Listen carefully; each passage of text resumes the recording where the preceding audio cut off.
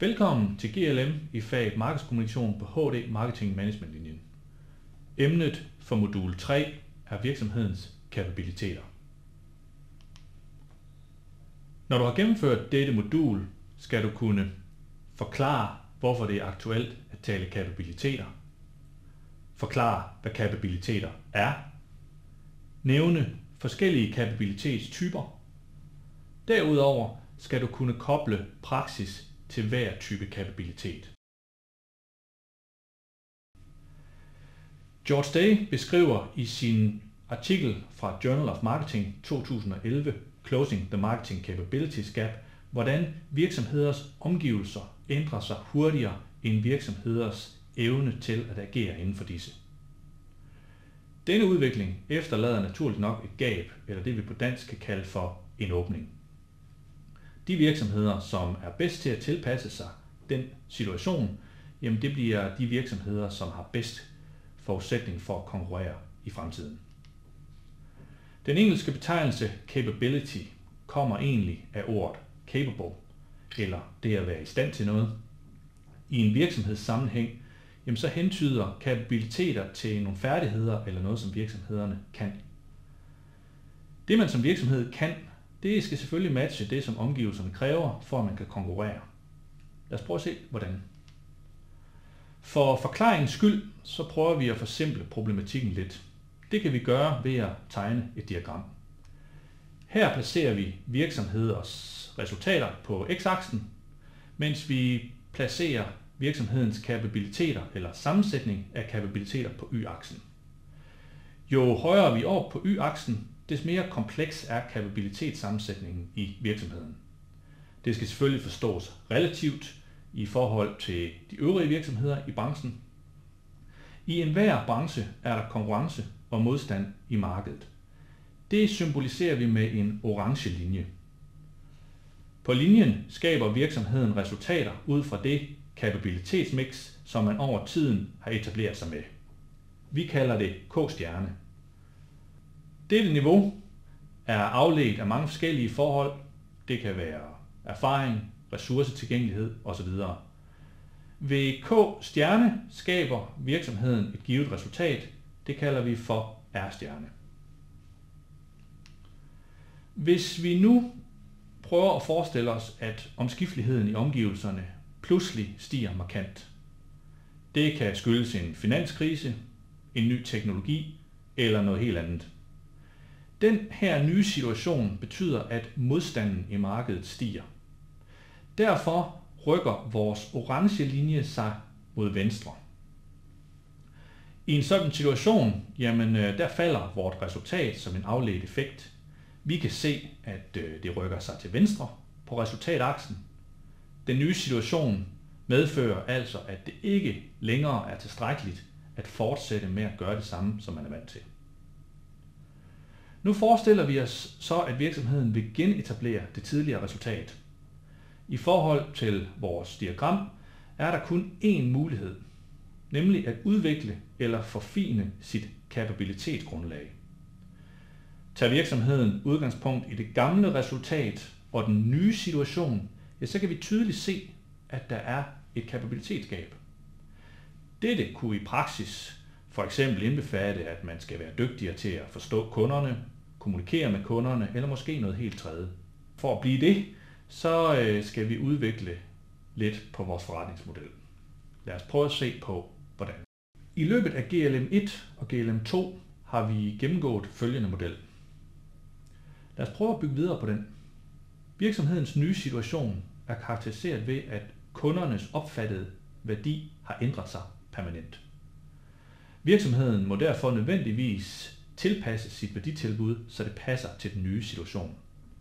Da det er en permanent situation, skal det indarbejdes i forretningsmodellen. Kapabiliteter, det kan vi definere som den lim, der får ressourcerne til at hænge sammen, når vi skal orkestrere og facilitere værdi i virksomheden. Tænk for eksempel på, hvordan norske Statoil har koncentreret al sin kunden omkring rettigheder til at bore olie i den norske undergrund. Det har været godt, når verdensmarkedet for olie har været gunstigt, men når priserne de styrtdykker, og nye energiformer de kommer, ja, så er det mindre godt. Lad os prøve at gennemgå de kapabilitetstyper, som George Day han præsenterer i sin artikel. Ud fra et ressourceperspektiv om, hvorvidt man udnytter eller udforsker sine ressourcer, og ud fra et orienteringsperspektiv, hvorvidt man er inside-out eller outside-in orienteret, så præsenterer George Day 4 forskellige kapabilitetstyper.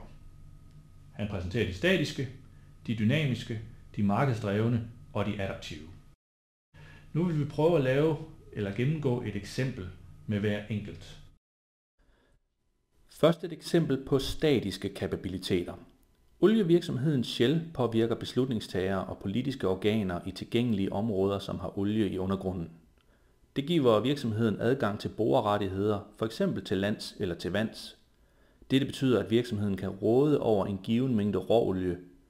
Denne raffinerer man på sine raffinaderier rundt om i verden, det vil sige omdanner olien til eksempelvis diesel, flybrændstof eller benzin.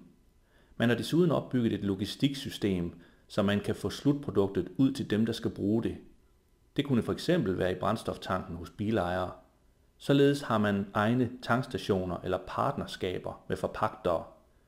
Denne kapabilitet er statisk, fordi at Shell tager sit udgangspunkt i sig selv og i sine egne kendte færdigheder, for derigennem at udnytte sit ressourcegrundlag, som blandt andet indbefatter borerettigheder, viden om energilovgivning, undergrundsforhold eller lignende. Nu til et eksempel på dynamiske kapabiliteter. Virksomheden Apple tager udgangspunkt i sin vigtigste ressource, nemlig sin kombinerede hjernemasse. Denne giver unikke muligheder inden for innovation. Med dette som udgangspunkt lancerede Steve Jobs for eksempel den første iPhone. Via en pull-strategi bruger man forhandlere til at nå slutbrugeren. Viden om slutbrugerens anvendelse af telefonen er helt central for Apple. Denne benytter man til at lancere nye modeller med flere features. Øvelsen gentager man igen og igen. Der er tale om en dynamisk kapabilitet, fordi at Apple tager sit udgangspunkt i sin egen forretning. Gennem ressourceudforskning og ofte eksperimenterende tiltag, der genopfinder man løbende nye forslag til kunderne. Så til et eksempel på markedsdrevne kapabiliteter. Den schweiziske fødevaregigant Nestlé har en lang række forbrugermærker. En af disse er chokoladebaren KitKat. Hvorvidt forbrugeren køber KitKat afhænger af forskellige forhold.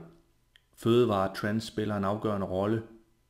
Problematikker omkring sund livsstil, mættede fedtsyrer, transfedtsyrer og andre forhold af en mere etisk karakter, såsom eksempelvis rydning af regnskov ved produktion af palmeolie, spiller en afgørende rolle, når recepten på KitKat skal udvikles. Forbrugeren er sådan set tilfreds med smagen og konsistensen. Den må ikke ændres, men måden hvorpå den bliver leveret er under konstant forandring. Det skal Nestlé integrere i recepten, således at den tager hensyn til alle de aktuelle forhold. Der er tale om markedsdrevne kapabiliteter, fordi at Nestlé hele tiden tager sit udgangspunkt i forbrugerens præferenceudvikling. Derudfra forfiner man løbende sin recept, så den afspejler forbrugerens nutidige og fremtidige præferencer. Til sidst et eksempel på adaptive kapabiliteter. Vi tager udgangspunkt i Amazon.